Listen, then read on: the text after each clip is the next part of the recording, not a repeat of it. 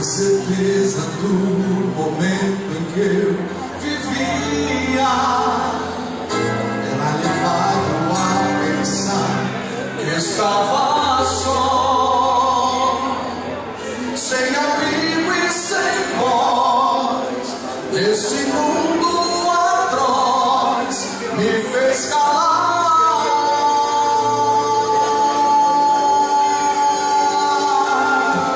E a vontade de fugir a cada instante era bastante para deixar minha aflição. Eu queria falar e até mesmo gritar, me dê sua mão.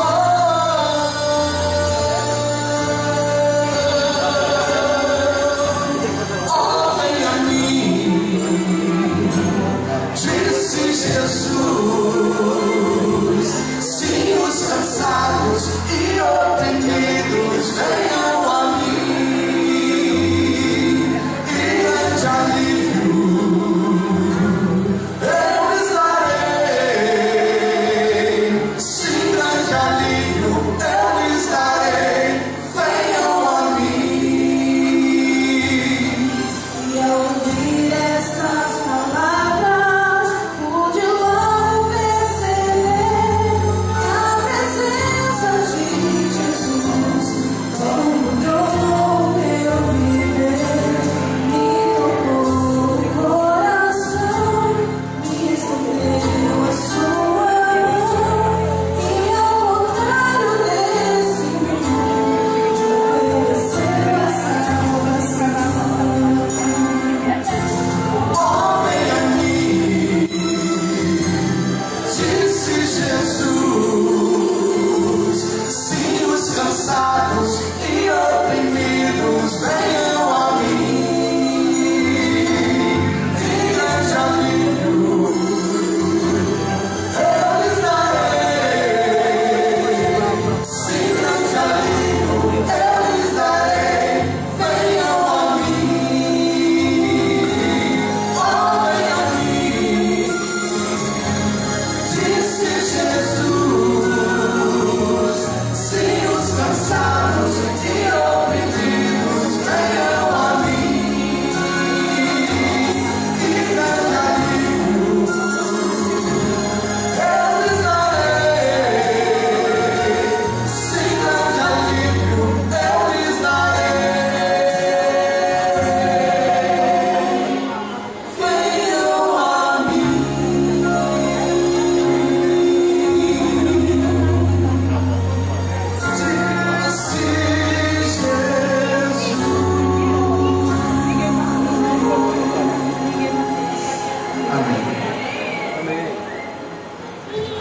O pastor André Saraiva nasceu em Natal, mas tem orgulho de pertencer a Macaíba, não é isso, pastor? Macaíba. Eu tive o prazer de pastorear a mãe e as irmãs, né? A família. O pastor foi meu primeiro distrito, aliás, não é distrito, subdistrito, né? E para mim é uma honra estar aqui hoje com um amigo que também é contemporâneo, né? Ali no Santo. O pastor graduou-se em teologia no Instituto Adventista Nacional do Nordeste, o qual nós conhecemos como IAM. Anteriormente estava como pastor no distrito de Cuité, aqui na Paraíba. Atualmente mora aqui em Campina Grande, desenvolve a função de distrital no Distrito Central, aqui de Campina Grande, essa igreja. Casado com a Tatiana, sabe, desde 2010. Tem duas filhinhas que vocês estão vendo, lindas, né? A Rebeca tem 2 anos e meio e a Raquel tem 11 meses. Então, queridos, eu gostaria que a igreja de Campina Grande, a representação do distrito, do qual o pastor irá ministrar, desse aí uma calorosa boas-vindas aí para o pastor André Saraiva, esposa e família.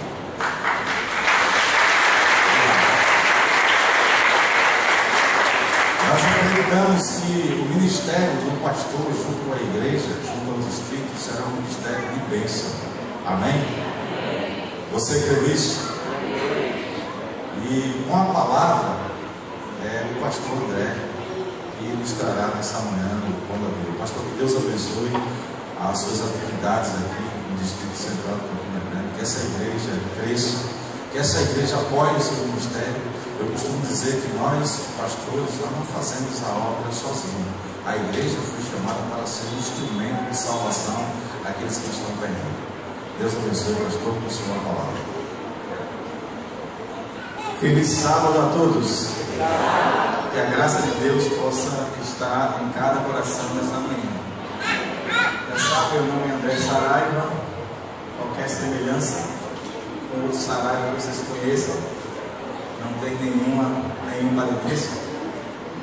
Mas para mim, irmãos e amigos, essa igreja é uma alegria estar aqui com vocês.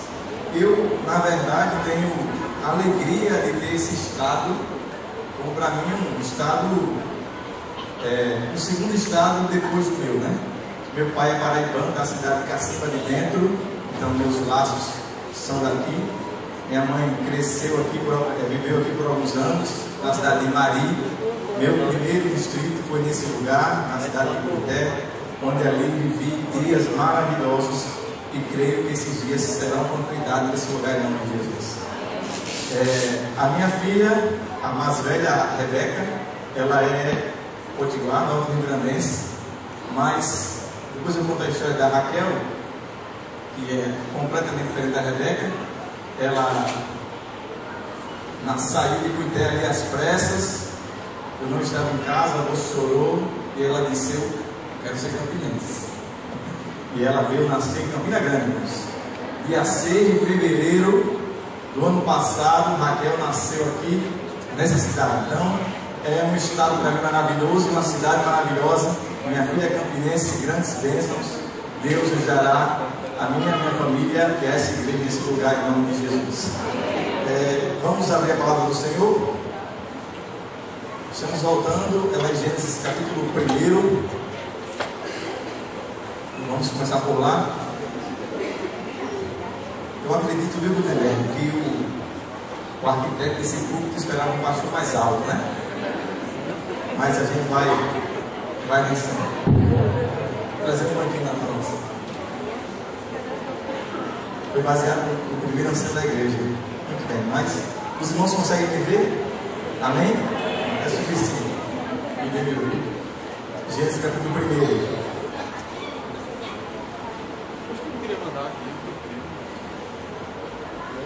Versículos 26 e 28. Feche seus olhos, vamos orar. Deus eterno, muito obrigado porque as tuas bênçãos, o céu está nessa manhã nesse lugar. O Senhor tem nos guiado, nos protegido, já força para o teu trabalho. E muitas bênçãos espirituais possam ser derramadas nesse lugar. É isso que te peço em nome de Jesus. Amém. Gênesis 1, 26 e 28. Também disse Deus: façamos o homem à nossa imagem e semelhança, conforme a nossa semelhança. Tenha ele domínio sobre os peixes do mar, sobre as aves do céu, sobre os animais domésticos, sobre toda a terra e sobre todos os répteis que rastejam pela terra. Verso 28. E Deus os abençoou e disse: sede fecundos, multiplicai-vos, enchei a terra e sujeitai-a, dominai sobre os peixes do mar, sobre as aves do céu e sobre todo animal que rasteja pela terra. O título do sermão desta manhã é Chamados para um Futuro Glorioso. Ao criar a terra, Deus entregou ao homem a coroa da criação. Pelo menos 4 pontos, 4 características em relação ao domínio da terra, Deus deu ao homem. Primeiro, o homem era o príncipe deste mundo, não Satanás como nós vemos hoje. Segundo, o domínio da terra pertencia ao homem. Terceiro, Deus abençoou o homem para abençoar. E terceiro, era uma única raça, uma raça santa. Tudo era bom. Deus foi criando, passo a passo, a terra. Primeiro dia até o 6º do século desse. E ali o texto diz que viu Deus que era bom. Viu Deus que era bom. No final, o texto diz que Deus disse: viu que era muito bom. Um ser intruso entrou, veio à terra e tentou estragar a obra de Deus. E na terra, vocês sabem que antes do pecado, capítulos 1 e capítulo 2, tudo era bom. E Deus abençoou. E viu Deus que era bom. No entanto, no capítulo 3, nós vemos pela primeira vez a palavra maldição aparecendo. Veja o que diz no versículo 14 do capítulo 3. Então o Senhor disse à serpente: visto que fizeste isso, maldita és. 3 maldições, onde tudo era bênção, vieram acontecer depois do pecado. Primeiro, no versículo 14, aconteceu a inimizade entre Deus e o homem. Depois, no versículo seguinte, aqui no versículo, deixa eu encontrar, no versículo 17, diz que maldita é a terra. Primeiro, a relação de maldição aconteceu entre Deus e o homem, depois do pecado. Depois, entre o homem e a terra. E no capítulo 4, no versículo 11, agora acontece a maldição entre as relações humanas. Caim mata o seu irmão. E Deus agora é maldito. Como então restaurar? Deus inicia o processo de restauração. Deus procura o homem como procurou Adão, no processo de realinhamento das alianças. Vocês vão ver que durante toda a história, Deus chama o homem para uma aliança. Primeiro, a aliança adâmica. Depois, a aliança noética. Depois, a aliança abraâmica. Depois, a aliança davídica. Até chegar, então, a nova aliança, que é a aliança que nós somos hoje. Deus sempre procurando o homem. Irmãos, é difícil unanimidade. É difícil. Eu diria quase impossível. Mas se existe um homem que foi chamado por Deus, que hoje é unanimidade, em pelo menos metade do mundo, é um homem chamado Abraão. Abraão, ele é o principal personagem no judaísmo, que tem 13 milhões de adeptos. Abraão é protagonista também no islamismo, 1.600.000.000 de adeptos, e também no cristianismo, 2.200.000.000 de adeptos. Mais de 3 bilhões, quase 4 bilhões de pessoas tem Abraão como um grande homem. O que fez isso dele? Vamos para o capítulo 12, que é o texto central desta manhã. Capítulo 12. Deixa eu ver. Quem era Abraão? Da 9ª geração de Sem. De Sem vieram os Semitas. Era neto de Naú. Tinha como irmão Arã, que era pai de Ló. Arã veio a morrer e ele criou Ló como filho. Era casado com Sara, que é estéril. Seu primeiro nome, Abrão, significa grande pai. E Abraão significa pai de multidões. No capítulo 12, nós temos um texto clássico do chamado de Abraão. Eu quero que você acompanhe comigo esse texto. Diz assim: ora, disse o Senhor a Abraão: sai da tua terra, da tua parentela e da casa de teu pai, e vai para a terra que te mostrarei.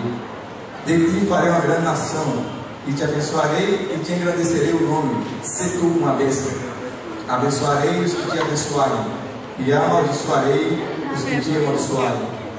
Em ti serão benditas todas as famílias da terra. Versículo 4: partiu, pois, Abraão, como Ló lhe ordenara.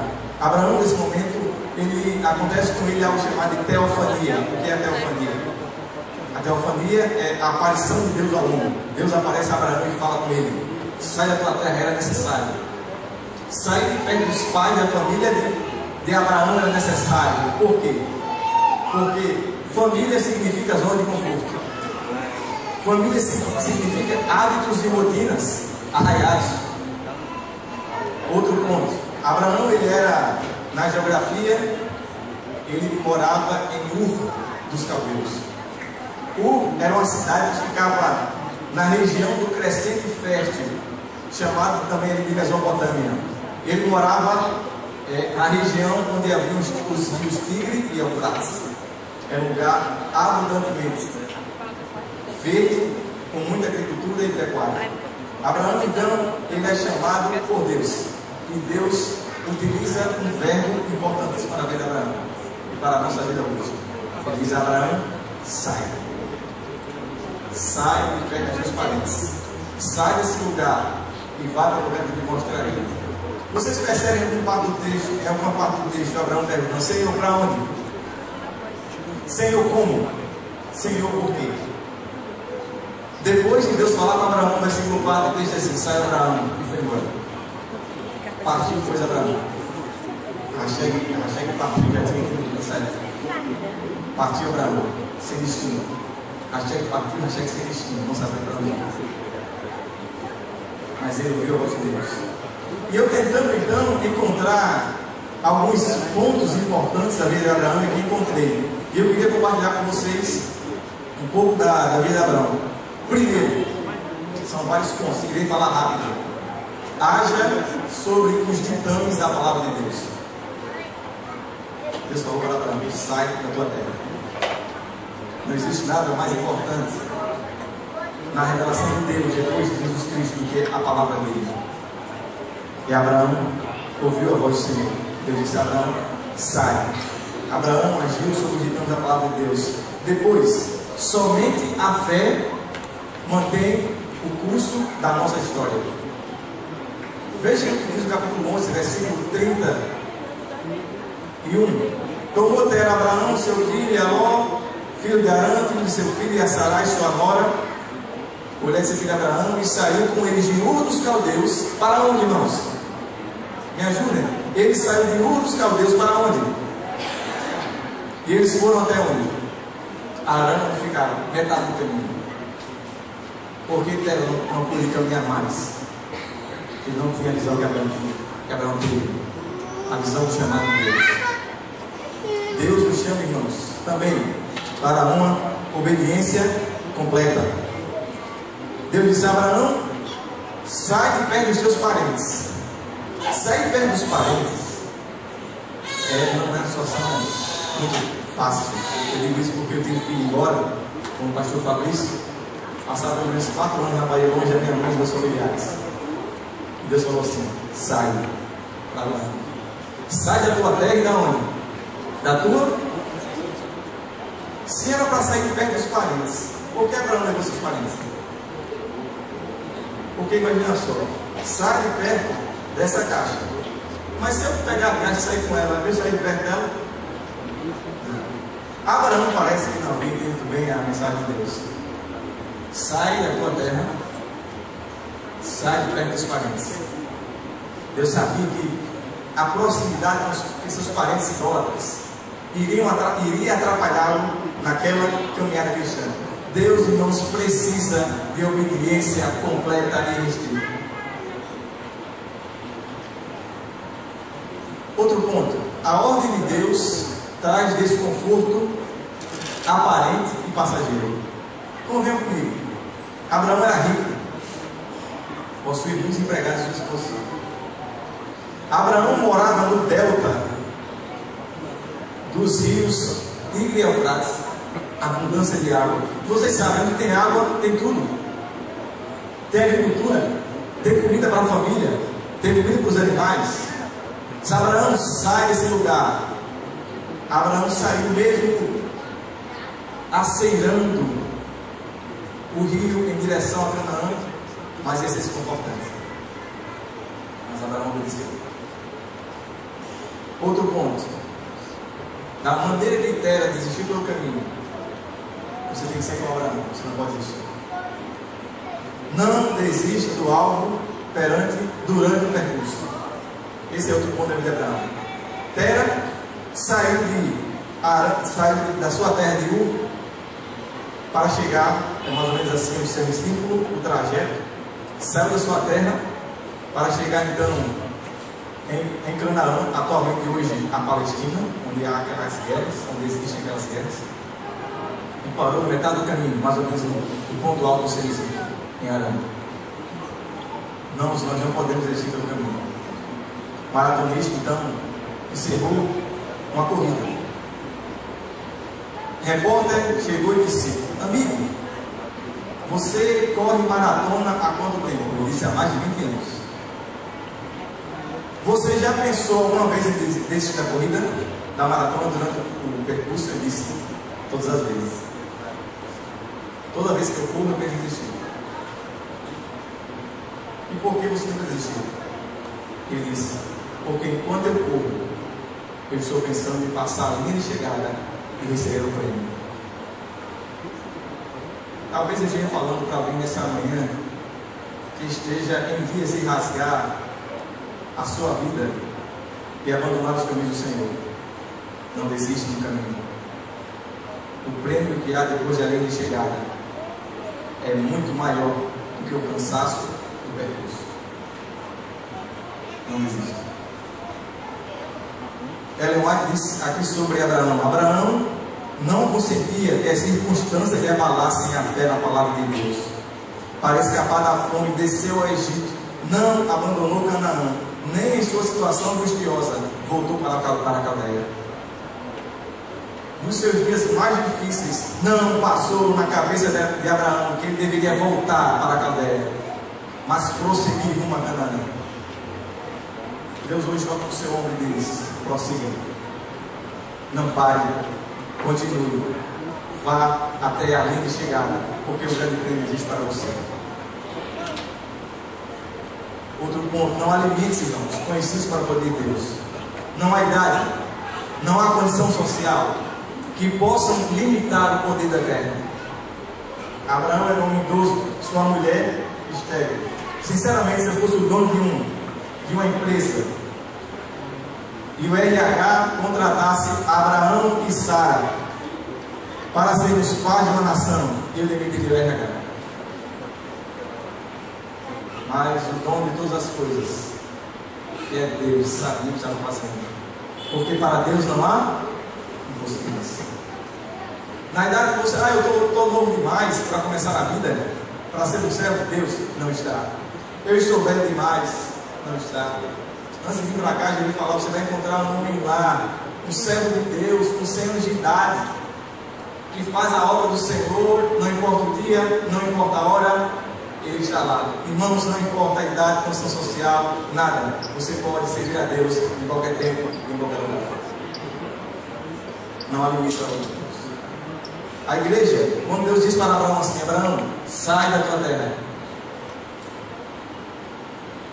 Ele já falou dessa maneira, que Deus queria que Abraão saísse da inércia e entrasse em movimento. Abraão sai e vai.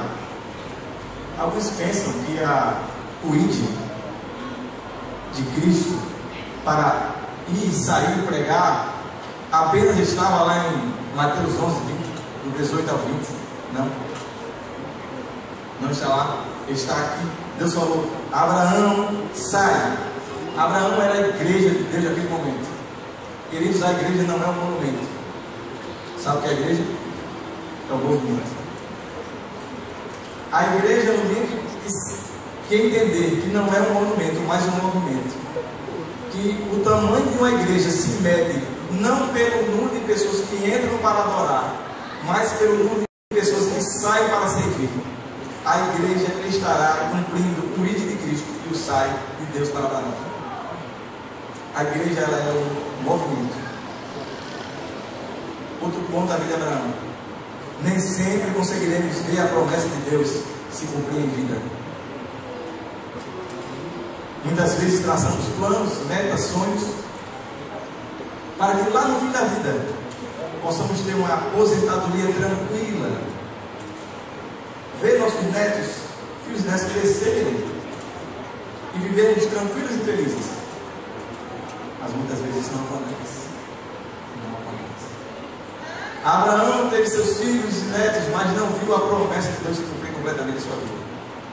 Nem sempre aquilo que sonhamos e queremos, que é o sonho de Deus para nós, vamos conseguir ver aí em vida. O filho da promessa. Deus falou várias vezes para Abraão: pega teu filho e único filho. Quem é o filho de Abraão, irmãos? É o filho de Abraão e Isaac. Mas o filho da promessa não era. Sabe quem é o filho da promessa? Jesus Cristo. Porque o filho da promessa, Deus não designou lá em Gênesis 12, mas em Gênesis 3. Gênesis 3, 17. Que foi que Deus falou para Eva? Vocês lembram? De ti sairá o quê? o descendente, o filho da promessa, não sairia, não estava saindo exatamente da linha de Abraão, mas a de Eva. Abraão não estava vivo para ver o Cristo. Queridos, e Cristo cumpriu a promessa de Deus na vida de Abraão. Agora, eu fiz esse arrudeio, todos esses pontos da vida de Abraão, porque eu não queria falar apenas isso. Eu queria dizer para vocês que quando Deus prometeu a Abraão a terra prometida, Ele não estava prometendo a Palestina, porque até hoje ela está em guerra. Deus estava prometendo para Abraão, sabe o que? A Canaã celestial, louvado seja o Senhor. Sabe para dizer para mim e para você, sabe o que?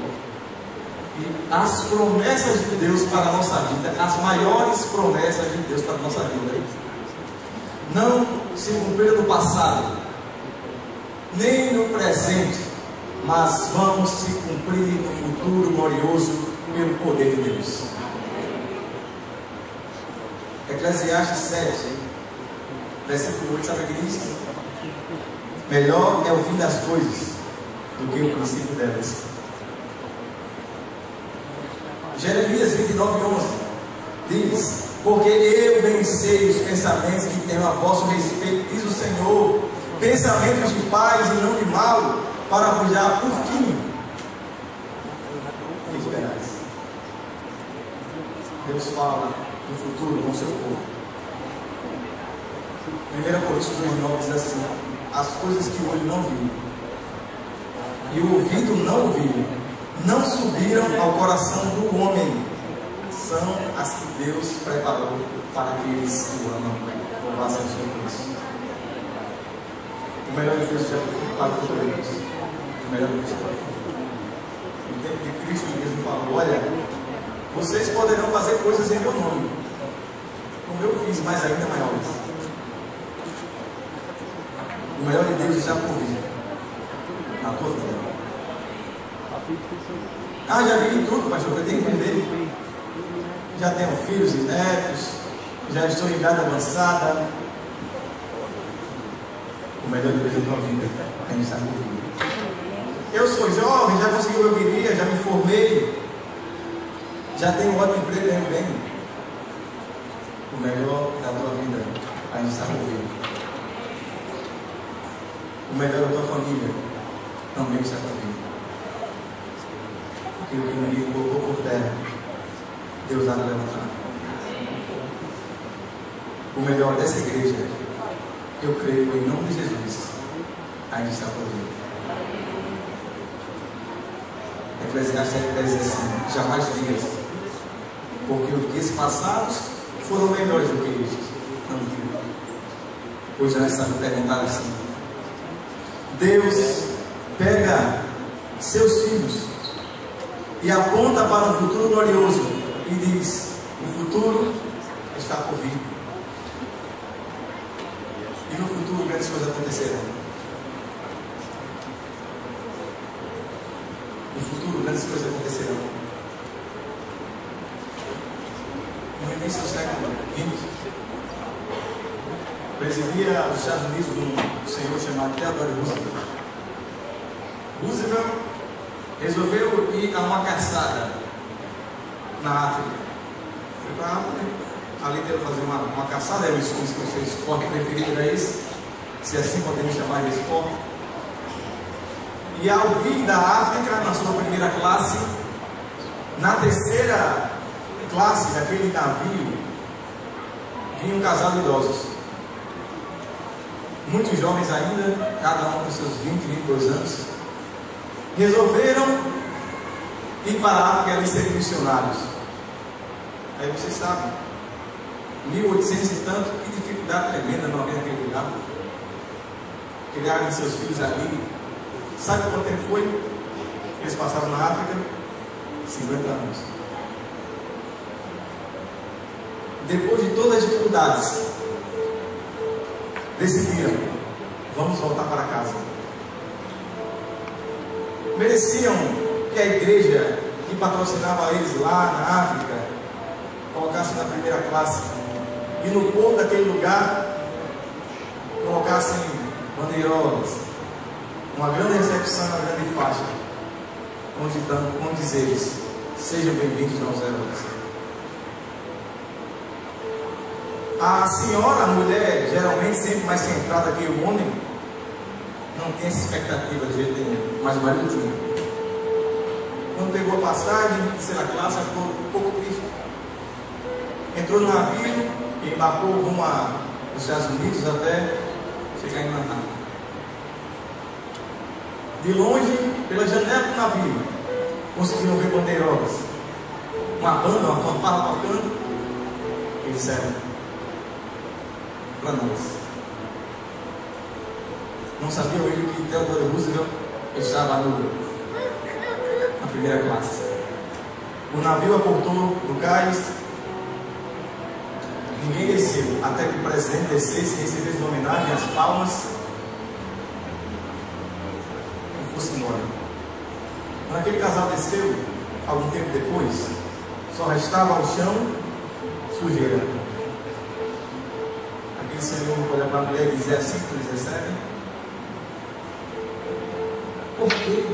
50 anos servindo naquele lugar e sofrendo para chegarmos aqui e nada recebemos. Foram para casa, aquela casa empoeirada, ninguém limpou. Entraram e, indignados, jogou as malas no chão, bate a mão da mulher e diz: ora aí para Deus, vê se ele diz alguma coisa para você.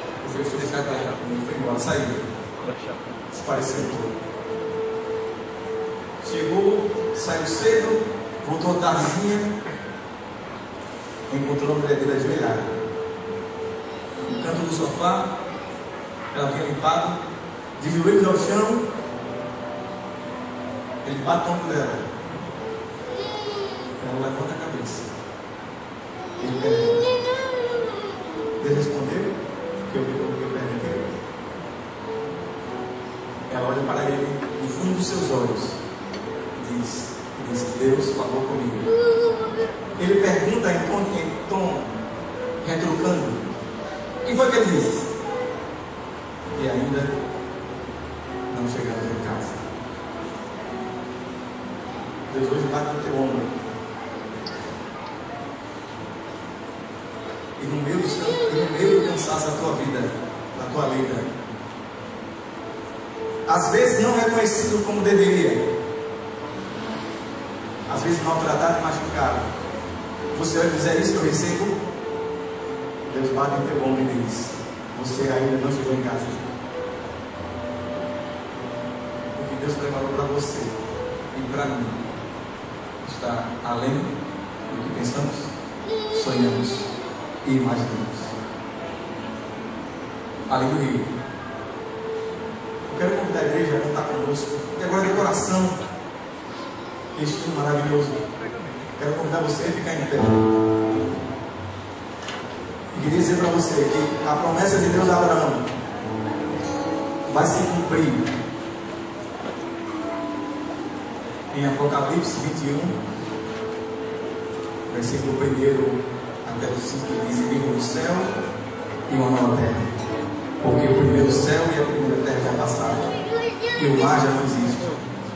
E eu, João, vi a cidade santa, a Nova Jerusalém, que de Deus descia do céu, adereçada com uma esposa, ataviada para o seu marido.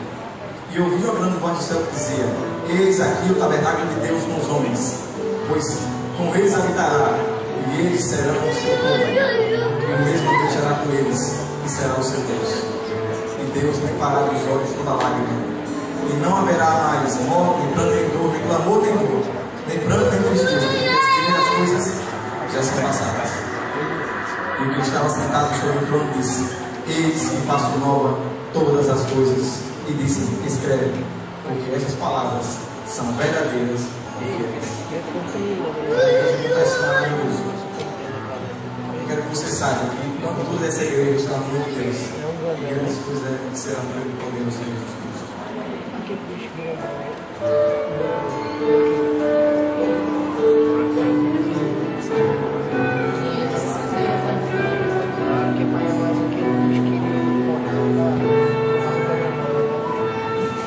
Tenho ouvido